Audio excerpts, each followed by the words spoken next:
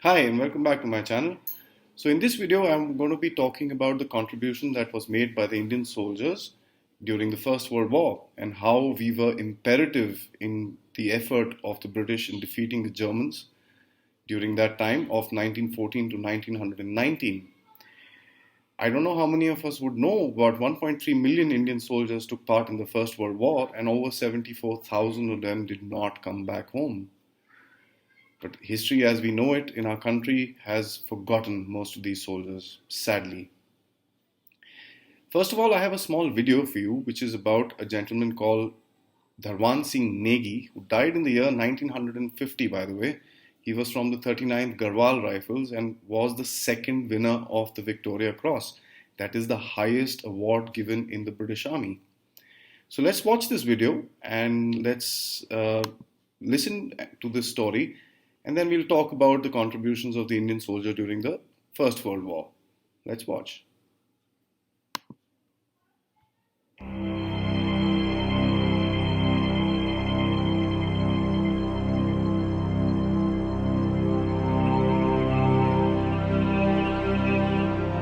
Those days it was a French warfare. War was face to face. There was a trench which was occupied by Germans. My father was the section commander at that time, that is a Naik. On the night of 23rd, 24th November 1914, he led the attack and injured about 7 to 8 or killed about 7 to 8 Germans. He was severely injured on his head, on his arm, and he was profusely bleeding. But he said that so long the trench is not fully captured, I will not leave the position. And he was awarded the Victoria Cross by King George V. Here it is written, for valor. For valor.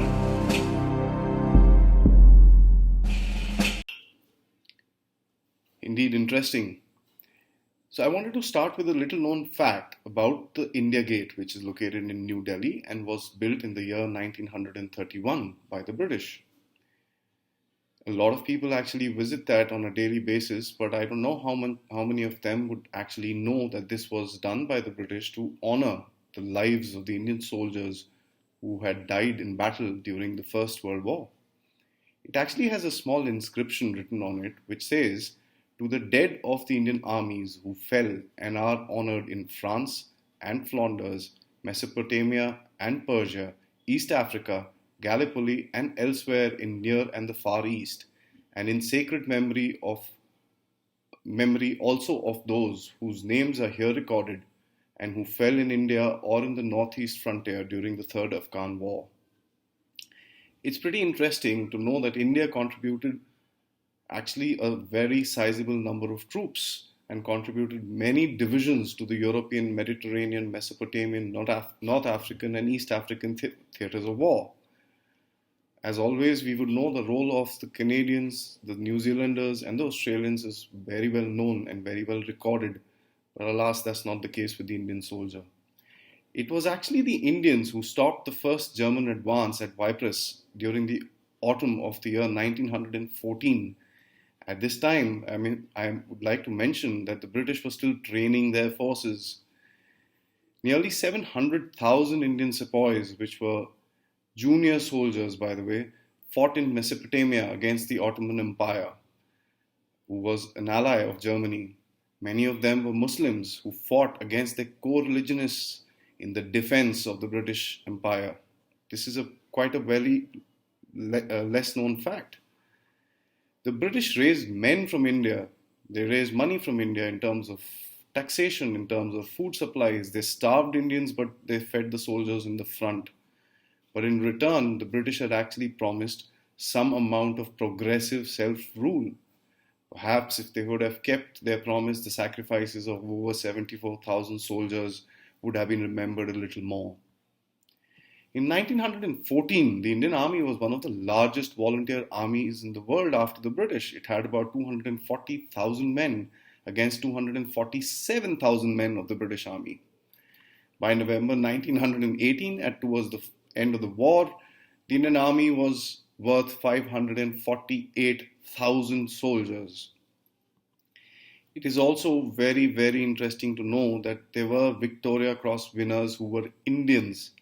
The first of them was Naik Khudad Khan, who was from the 129th Duke of Connaught's own Baluchis, who, by the way, died in the year 1971.